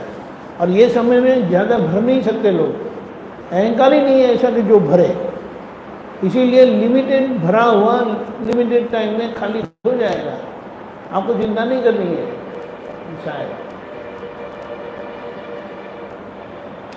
फिर वो परिस्थिति में जो भी आए, वो ऐसा बोलते हैं ना, hope for the best and prepare for the worst. ये समझ से हमें रहना है, अच्छे की अपेक्षा रखते हैं और बुरा अगर आ जाता है तो उसकी तैयारी रखो। बहुत कुछ तो अगर कर्म के हिसाब में भी है, समझो वो पूरा पहाड़ गिरने वाला, तो हम ये त्रिमंत्र वगैरह करते हैं ना, उससे वो कंकर आके गिरता है, पहाड़ हमको कुचल देगा। पहाड़ अगर गिरा हमारे पर तो कुचल देगा, लेकिन एक कंकर गिरा तो थोड़ा फ्रैक्चर हो जाएगा, थोड़ा एक खड्डा गिरेगा लोग बोलेंगे अरे क्या हो गया हर भाई, अरे जाने दो यार, पत्थर आगे गिरा। एक बार दादा की जन्म जयंती थी, 100वीं शायद 100 और सब प्रोग्राम ख़त्म हो गया, हम लोग सब बाहर जा रहे थे, गाड़ी में बैठकर वापस वो केलनपुर जाना था। हम गेट सामने खड़ा है, करीबन 15-20 मीटर दूरी पर है, और दोनों साइड पर फुटपाथ है, और थोड़ी फुटपाथ ऊंची थी, थोड़ी ऊंची थी, और वो कर्वेचर वाला था। अचानक साइड में सब नारियल का झाड़ था, कोपरे का, क्या बोलते हैं, नारियल ही बोलते हैं ना, नारियल। ऊपर से एक नारियल गिरा, ये इतना बड़ा, वो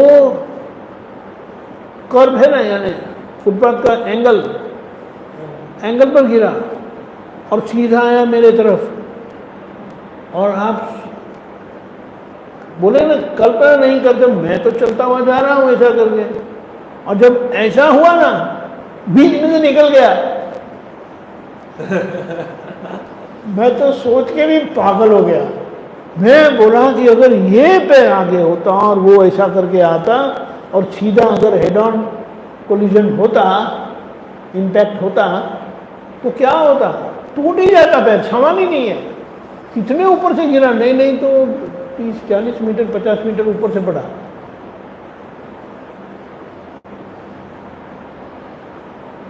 इसका मतलब क्या है कि ये जो हम रात दिन त्रिमंत्र बोलते रहते हैं, हमें नहीं मालूम है कि इसका परिणाम क्या आता है, कैसे आता है, लेकिन ये सब बताता है कि कहीं ना कहीं ये मंत्र अपना काम कर ही लेता है। एक बार हमारी आत्मपुत्र की गाड़ी, हम जा रहे थे, पीछे से ट्रक वाले ने बिल्कुल तो बोलते हैं ना ठोक दी। और वो गाड़ी कौन सी थी पता है? सिलेंडर वाली, वो गैस सिलेंडर होती है ना, वो रेड वाली, हाँ रेड वाला सिलेंडर, वो पूरी ट्रक भरी थी। खालियों की भरी हुई हो पता नहीं, लेकिन वो पूरी ट्रक भरी थी। और एक्चुअली हुआ था क्या, सामने वाले ने एकदम ब्रेक मारी तो हमने भी ब्रेक मारी, तो पीछे वाला ब्रेक मार नहीं पाया। ब्रेक मारी होगी लेकिन ब्रेक लगी नहीं और गाड़ी अड़ गई हमें, और पीछे तो टूट गया सब, पड़ा बच गए, कोई पीछे बैठे नहीं था, वो पीछे की रो खाली थी। अभी बोलो इतने बड़े इम्पैक्ट में कुछ नहीं हुआ, अगर कोई पीछे बैठा होता तो उनको क्या लगता, कंकशन होता, क्या कुछ होता है, एक्सीडेंट कुछ भी हो सकता था, कुछ नहीं हुआ। यानी गाड़ी को नुकसान हुआ लेकिन किसी भी आत्मपुत्र को कुछ नहीं हुआ। कई बार तो आत्मपुत्र भी होते, महात्मा भी हमारी गाड़ी में आते, पूरे खाली गाड़ी जा रही तो चलो भरी हुई होती है तो कभी भरी हुई भी नहीं थी। ये समझे, दादा भगवान ने बताया कि पहाड़ का क्या बोले परिणाम, जैसे कोई पहाड़ गिरने वाला हो आपके ऊपर, वो कंकर गिरेगा, और कंकर गिरता है या पत्थर गिरता है, और उसमें ये त्रिमंत्र का परिणाम है, पहाड़ का पत्थर होता है। और अगर आज आपने प्रतिक्रमण कर दिया, ऊपर से प्रतिक्रमण किया, तो वो पत्थर कंकर होके जाता है, कुछ भी नहीं। और ज़्यादा करके तो वो मिट्टी हो जाती है, ज़्यादा करके वो मिट्टी हो जाती है, लेकिन कई बार बोले कंकर रह जाता है। वो कंकर भी कोई हिसाब नहीं है, मिट्टी का तो कोई हिसाब नहीं है। वो फिर वो ऐसा मिट्टी उड़ेगी, सब आँखों में जाएगी, ऐसा होगा, बस इतना ही। इतनी मंत्र ऐसे काम करता है। यानी दादा भगवान ने हमें क्या बताया? हाँ, आवाज साफ नहीं, आवाज़ कम आ रही है। ये माइक पे चालू करता हूँ। हाँ ओके ओके, बात सही है। हाँ अब बराबर आया। ऐसा है तो हमें दादा भगवान से जो मिला है वो कैसा कंप्लीट पैकेज है कि पूर्व कर्म का परिणाम भी हमें परेशान नहीं कर सकता, इस तरह से बचा दिया है। और दादा भगवान ने कहा आपकी मुक्ति के बारे में भी सोचना नहीं, वो मेरा काम है, आपको आज्ञा में रहना है बस। और किसी को दुख हो जाता है तो माफ़ी मांग लेता है, क्योंकि वह किए गए कर्म का परिणाम है। किए गए, किया हुआ नहीं, क्योंकि वो आपने नहीं किया है, किसी और ने किया है और ये प्रकृति में आ गया है परिणाम स्वरूप, जिसके लिए आप कुछ नहीं कर सकते आज। लेकिन ये मंत्र वगैरह जो दिया है उससे धक्का बहुत कम हो जाएगा। ऐसा है।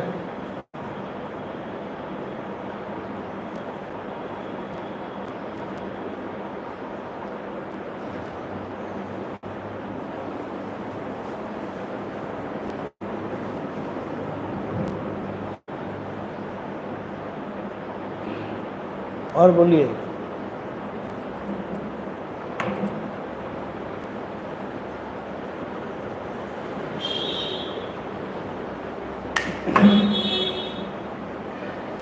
एक प्रमाण हमें ऐसा दिया है ना कि जहाँ किसी को भी हमसे दुख हो जाता है ना तो तुरंत हमें अंदर प्रज्ञा शक्ति बता देती है ये गलत हुआ, माफ़ी मांग लो, अंदर से आपने माफ़ी मांग ली तो अभी आपकी जिम्मेदारी रहती नहीं है। इसीलिए आज दादा ने जो बताया है उसका निश्चय, यानी आज्ञा का निश्चय, आदर्श व्यवहार का निश्चय, कि हमारे व्यवहार से किसी को भी दुख ना हो, मन वचन काया से किसी जीव मात्र को दुख ना हो, और जहाँ जहाँ किसी को भी दुख हो जाता है वहाँ प्रतिक्रमण करो। कितना रहा है निश्चय और प्रतिक्रमण, वो आखिरी भव ले आएगा जहाँ पर त्रिजंग परमात्मा के दर्शन होंगे, और दर्शन होते ही दर्शन वो उनकी दृष्टि फल है, यानी उनकी दृष्टि, उनकी नज़र हमारे पर पड़ेगी, ओ दादा के महात्मा है, जाओ। सचमुच ऐसा होने वाला है, वो पहचान लेंगे। वो बोले, किसी ने कहा दादा हम कैसे पहचानेंगे, तो श्रीमंत स्वामी भगवान हमको पहचानने वाले हैं, हमको पहचानने की जरूरत नहीं है। हमने तो ये जो भावना की है और ये 40 बार नमस्कार करते हैं ना प्रत्येक दादा भगवान की साक्षी में, वही वो परिणाम लाएगा। ऐसा है।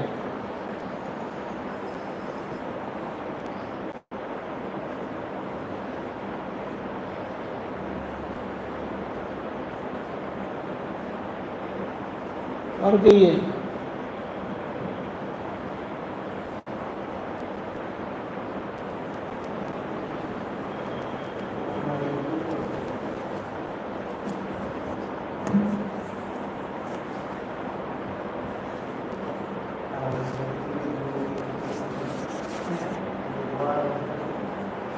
सब अच्छा है, जो हुआ वो अच्छा हुआ, जो था वो भी अच्छा हुआ। क्या कहते हो? तो मजाक की बात है। कहते हैं कि आगे क्या होगा, मैंने कहा जो हुआ वो अच्छा हुआ, जो हो रहा है वो भी अच्छा हुआ। मेरे बाबू जी का ध्यान हो गया था, आप पूछ रहे हैं आगे क्या होगा, कैसे होगा।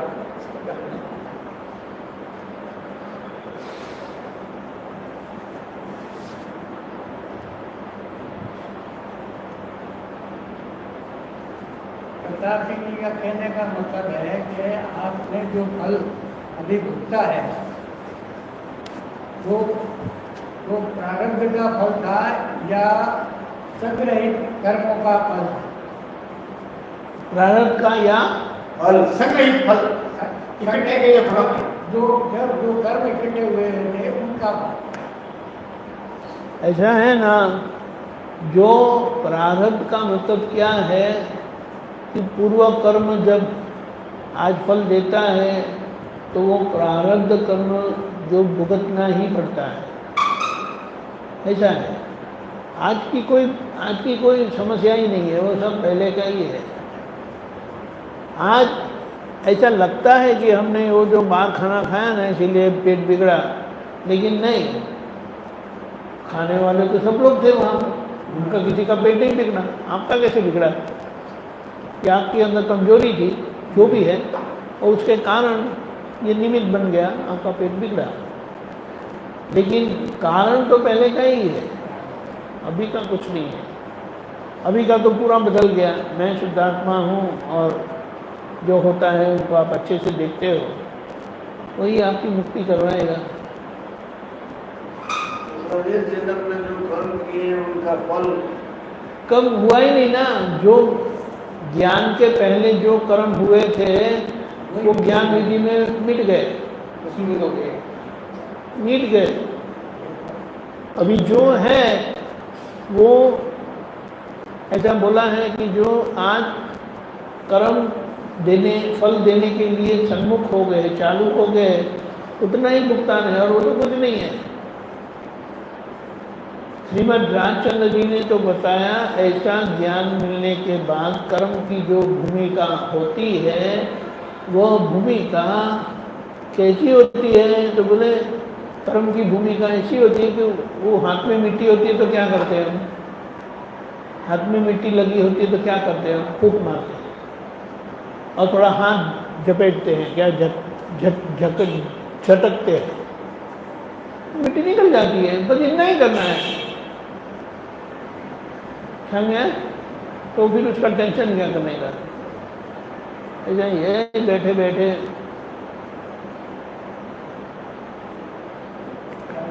लेकिन अगर हमें मानसिकता होती कि अरे अब क्या होगा, ये इन्होंने ऐसा कर दिया तो अब मैं क्या करूँगा, तो फिर उसका विपरीत परिणाम भुगतना पड़ता है।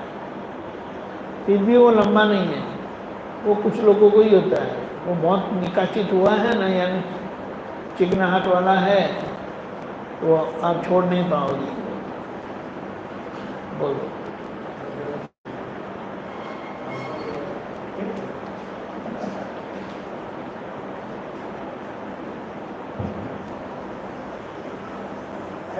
हाँ दे दो।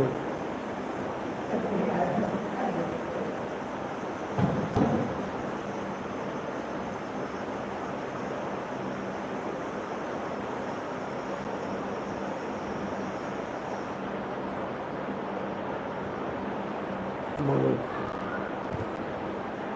ऐसा है,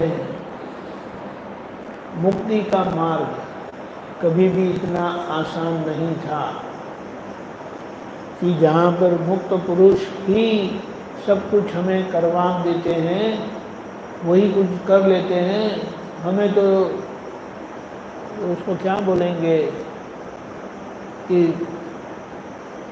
सिर्फ फूंक मार के झटकने का है, इतना ही काम किया है, वो भी अलग लोगों को भारी पड़ता है, तो क्या करेंगे। फिर भी ऐसा ज्ञान मिलने के बाद मुक्ति पक्की हो जाती है। कोई माने न माने, कुछ करे ना करे, वो अलग बात है, लेकिन ये ज्ञान काम करके ही रहता है। ऐसा है।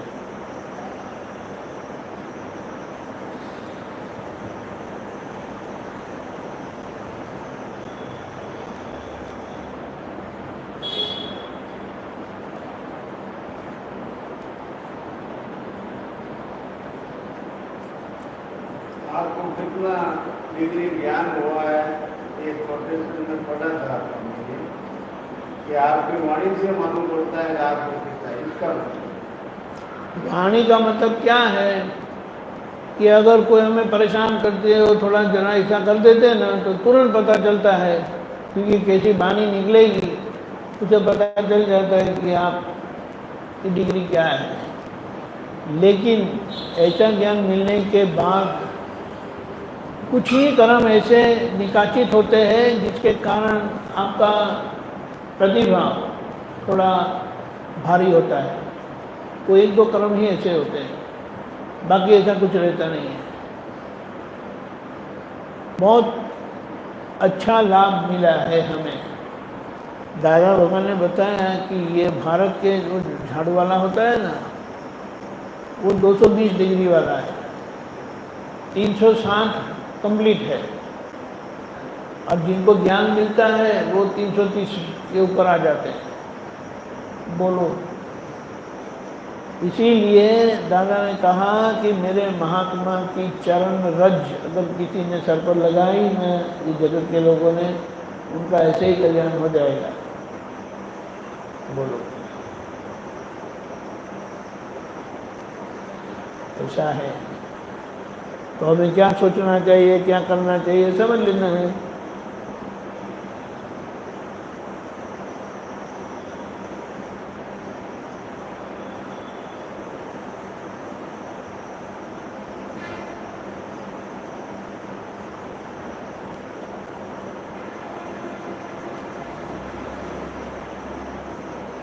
बोलिए। ज्ञानी महात्मा को भाव अभाव स्पर्श नहीं करता। ख्याल में आया? पाप पुण्य स्पर्श नहीं करता। और अभाव, हाँ, भाव और अभाव दोनों स्पर्श नहीं करते। फक्त केवल हम परेशान होते, उलझते रहते, बस उतना ही है।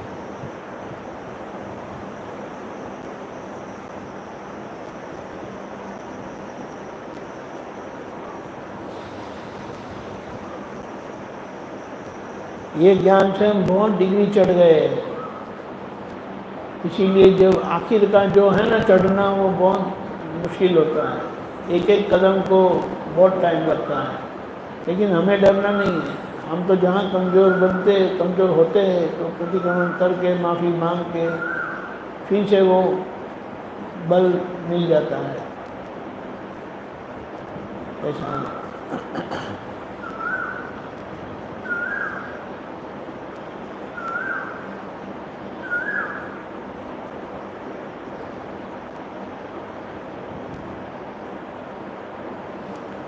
बोलिए, अभी एक और पद लेंगे। देखो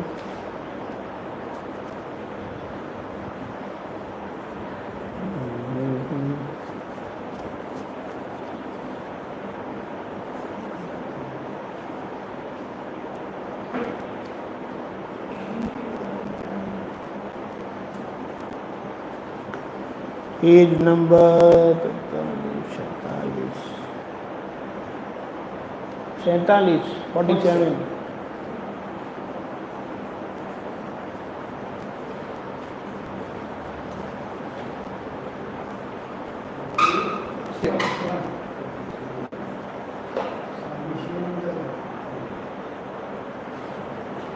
चलो, स्वामी सिमंदर भगवान, स्वामी सिमंदर भगवान, मेरो केवल ज्ञान उबार, मेरो केवल ज्ञान उबार, सेवक आयो तेरे द्वार, सेवक आयो तेरे द्वार, भेजो दादा भगवान, भेजो दादा भगवान, रिलेटिव में सच मान्यो, रिलेटिव में सच माया, कसाय घर में जी मांड्यो, कसाय घर में जी मारो, व्यभिचर धी मन गंठारी, व्यभिचार भी मन घंटारी,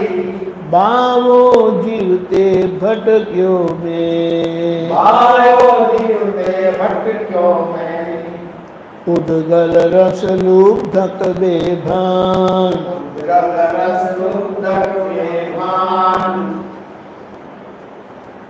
खाणो पीणो खूंजो हराम, खाणो पीणो पूंजो हराम, स्वामी सिमंदर भगवान, स्वामी सिमंदर भगवान, भेजो दादा भगवान। भेजो दादा भगवान। क्या बताया? रिलेटिव को ही सच है ऐसा माना था, तो इसीलिए कसाय रहे। व्यभिचारी मन था, यानी जो संसार सुख को ही सही मानते थे और वही प्रयास रहता था, और बावा बन के यानी साधु बन के भटकते रहे, जीव भाव में रहकर भटकते रहे। उद्गल रस दुग्धक बेभान, खाणो पीनो खुंदियो हराम, यानी क्या बताया है कि जगत के लोगों को लिए क्या नियम है या परिणाम क्या है? उद्गल खाणो, उद्गल पीनो, उद्गल रमणो, यानी उद्गल प्रकृति में ही खेलते रहते हैं। ज्ञान मिलने से उद्गल खाणो, उद्गल पीनो वो तो रहता ही है, लेकिन आत्मा रमणता शुरू हो जाती है।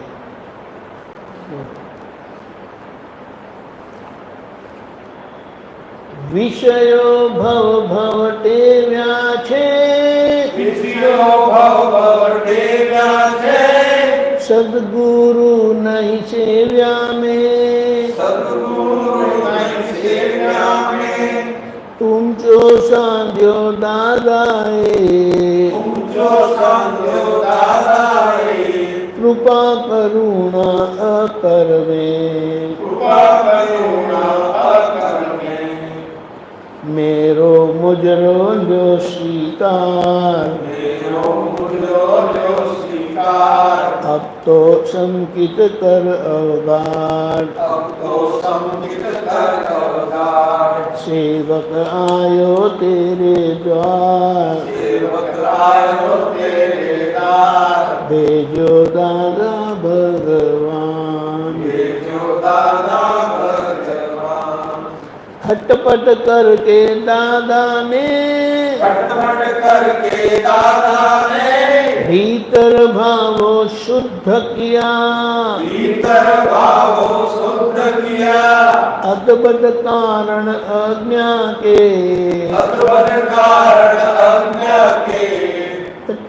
कचरा हमसे नहीं निकला, हम जो मन रो चितना हाथ, अव्यय ध्रुव कर उत्पादन, स्वामी सिमंदर भगवान, मेरो केवल ज्ञान उगाड़। दादा ने बड़ी खटपट करके भीतर शुद्धता प्रकट की, मैं शुद्धात्मा हूँ करके दिया। अद्भुत कारण अज्ञान के, कचरा हमसे नहीं निकला। ये अज्ञान के कारण कचरा हम खुद से निकल नहीं सकता। हमारा मन और चित्त हमारे हाथ में नहीं थे, और दादा ने अव्यय यानी जिसका कभी भी व्यय नहीं होता है, ऐसा उत्पादन हो जाए, ऐसी स्थिरता में दीदी, ध्रुव स्वरूप स्थिरता। आंतर शत्रु विजयवते, पद वितरागी सोहायो, मैं तो निर्बल कषायवंत, वैश्वी वन घर भोगायो,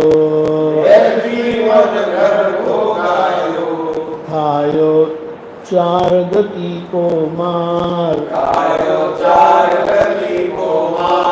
स्वामी पंचम गत देखाड़। अंतर शत्रु विजयवते यानी अंतर शत्रु को जीतने की क्षमता हमारे अंदर खोल दी, और वितराग भूमिका में हमें बिठा दिया। वरना तो हम निर्बल थे कषाय भाव के साथ, और जगत के इस वन में हम भटकते रहे भुगतान से। चार गति का मार खाना पड़ा, और स्वामी जी को बोलते हैं कि आप हमें पांचवी गति खोल दो, हमारे लिए मुक्ति का रास्ता खोल दो। अक्रम ज्ञान मिलो मुने,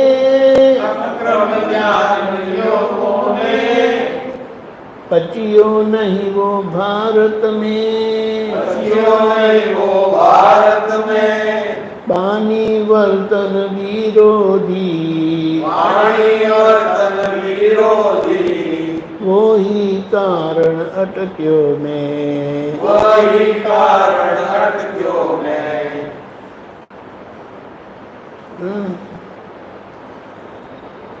कायम सतयुग तेरो धाम, मारे काढ़ी लेवा काम,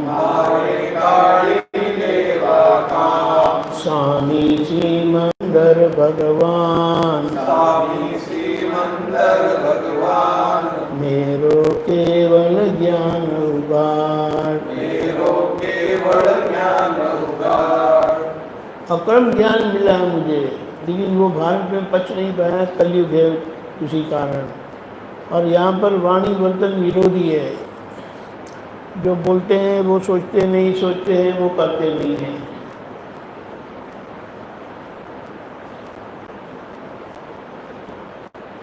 फिर बताया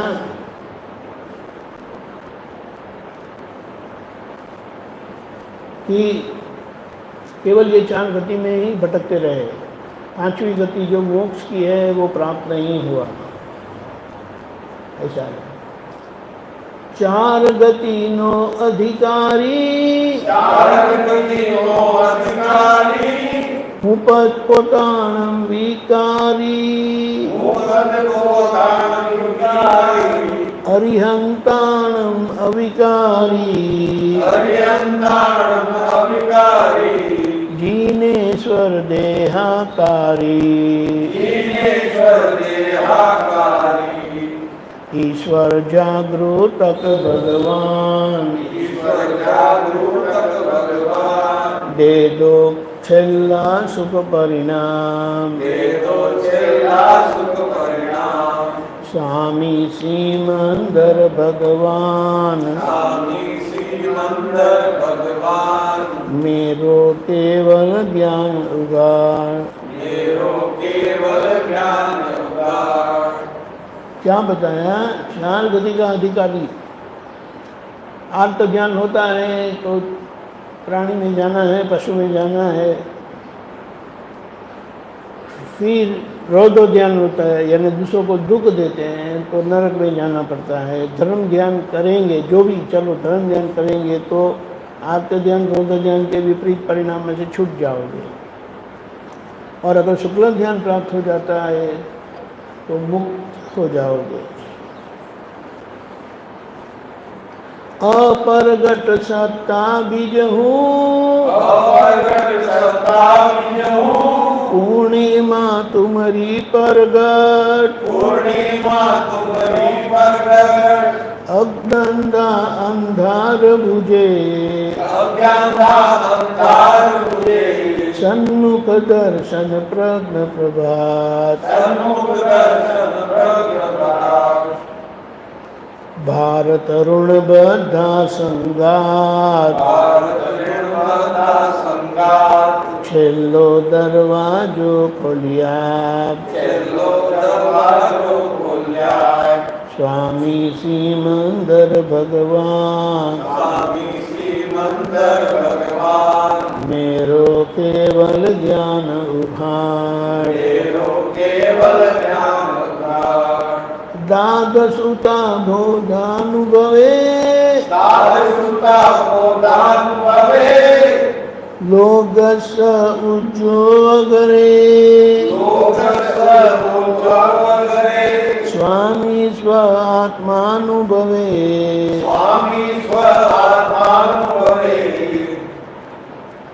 अमने निरावरण करे, हमने निरावरण करे, स्वामी अंतिम गत देखाड़, स्वामी अंतिम साक्षात्कार, तेजो ब्रह्मांडो थी पार, तेजो ब्रह्मांडो की पार, सेवक आयो तेरे दास, सेवक आयो तेरे द्वार, भेजो दादा भगवान। भेजो दादा भगवान। दादसुता बोधानुभवे, दादसुता बोधानुभवे, लोगस्य उज्ज्वगरे, लोकस्य उज्ज्वगरे, स्वामी स्वात्मानुभवे, स्वामी स्वात्मानुभवे, हमने निरावरण करे, हमने निरावरण करे, स्वामी अंतिम सासो द्वार, स्वामी अंतिम श्वासोद्धार, भेजो ब्रह्मांडो थी पार, भेजो ब्रह्मांडो की पार, स्वामी सिमंदर भगवान, स्वामी सिमंदर भगवान, मेरो केवल ज्ञान उभार। मेरो केवल ज्ञान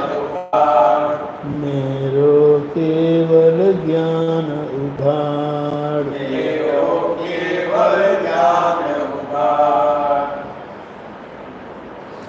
बीज ऐसा दादा ने डाला है कि प्रकट नहीं हुआ, लेकिन हम पूर्णिमा की तरफ जा रहे हैं।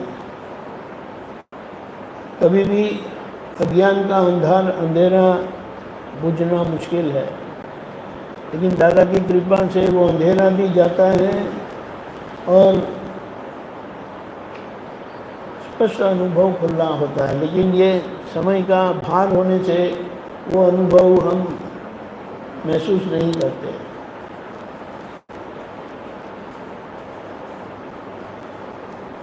और फिर बोलते हैं कि सब निरावरण हो जाए तो आपकी उपस्थिति में हम ब्रह्मांड के पास चले जाएंगे और हमारा मोक्ष हो जाएगा। ऐसा है। लोगस उज्जोगरे यानी लोगस एक बहुत महत्व का एक क्या बोलेंगे आराधन करने योग्य मंत्र है, स्तवन है। तो उसे दादा की ज्ञान से ये लोगस हमारा उच्चारण हो जाता है।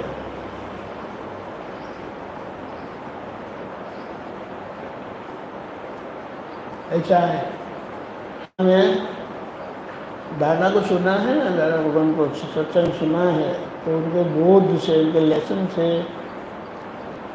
लोगस जो लोगस बोलते हैं उसका परिणाम हमें मिलता है। वो एक लोगस सूत्र है जो इनका स्पर्श को बना करता है, लोगस सूत्र को उसका है। हाँ, केवल दादा को सुनने से, दादा से बोध पाने से ये लोगस का परिणाम मिलता है।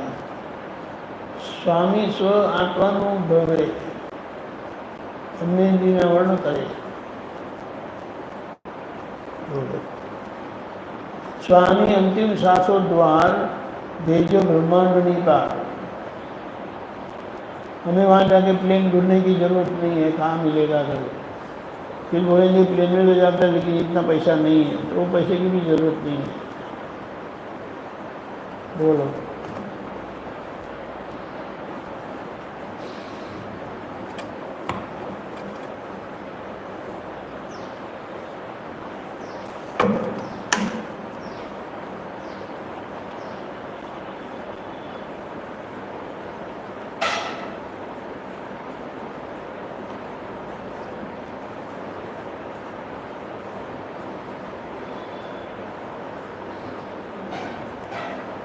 और जी बोलिए, अभी है थोड़ा टाइम,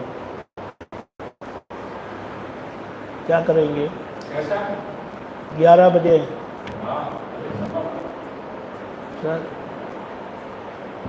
नमो वितरागाय, नमो वितरागाय, नमो अरिहंताणम, नमो अरिहंताणम, नमो सिद्धाणम, नमो सिद्धाणम, नमो आयरीयाणम, नमो आयरीयाणम, नमो वज्रायाणम, नमो वज्रायाणम, नमो लोये सव साहुणम, नमो लोये सव साहुणम, ऐसो पंचन मुक्कारो, ऐसो पंचन मुक्कारो, सर्वपावपणासनो, सर्वपावपणासनो, मंगलाणं च सर्वेशे, मंगलाणं च सर्वेशे, परमं हवै मंगलम्, परमं हवै मंगलम्। ओम नमो भगवते वासुदेवाय, ओम नमो भगवते वासुदेवाय, ओम नमः शिवाय, ओम नमः शिवाय, जय सच्चिदानंद, जय सच्चिदानंद, जय सच्चिदानंद।